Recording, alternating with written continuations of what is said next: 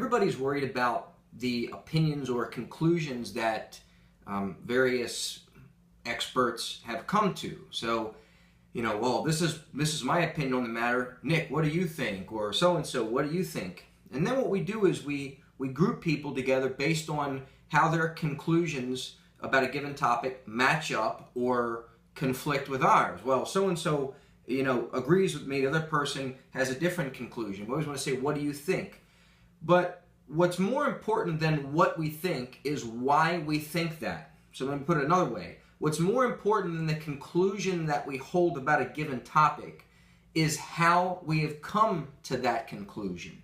And what we need to be more worried about than the conclusions that people have come to is what processes, what epistemologies, which means ways of knowing, ways of coming to know things, what process did they use or processes did they use to reach the conclusion that they've come to.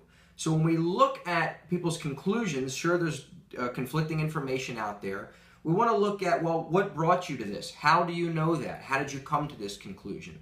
And the reason why it's more important to look at the processes of coming to conclusions versus the conclusion itself is when we look at the processes, we understand that there are more reliable processes, meaning that there are processes that are more likely to come to reliable conclusions, and there are less reliable processes. And the less reliable of a process you use or of an epistemology you use to come to a conclusion, the less likely it is that you've reached a reliable conclusion. On the other hand, the more reliable the process, the epistemology that you use to reach a conclusion, the more likely it is that your conclusion is true. So when we look at the processes as people come to, we start to be able to not look at all conclusions as equal and assign confidence values to the conclusions that have been reached using more reliable processes.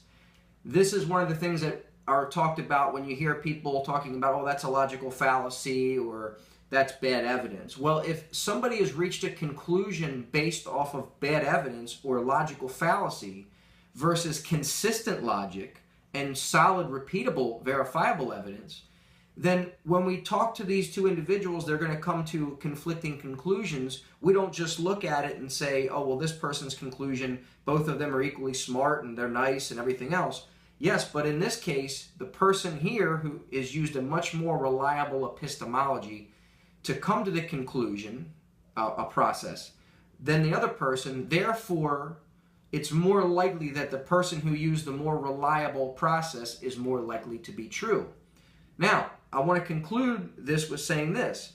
This is the problem that we deal with, especially in the fitness realm, where we're focused on conclusions and injecting ourselves with the conclusions of other experts and authorities and things out there, versus trying to understand the processes on how to figure it out ourselves. That's where critical thinking and just thinking in general comes in.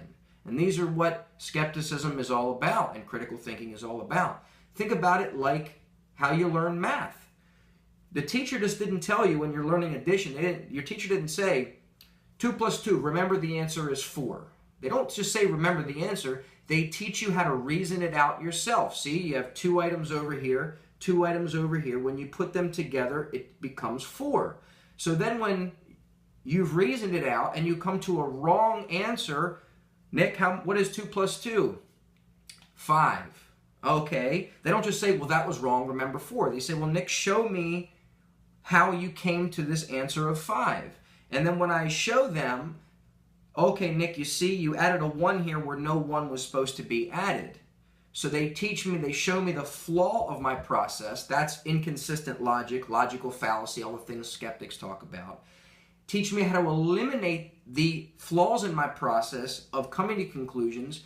Therefore, I have a more reliable process. So the next time I add up 2 and 2, I come to a more reliable, in this case, we know the correct answer is 4. So what we should encourage is not only looking at the conclusions that people hold who agree or disagree with you, but also understanding look at the processes of coming to conclusions. And they are much more important than the conclusions themselves.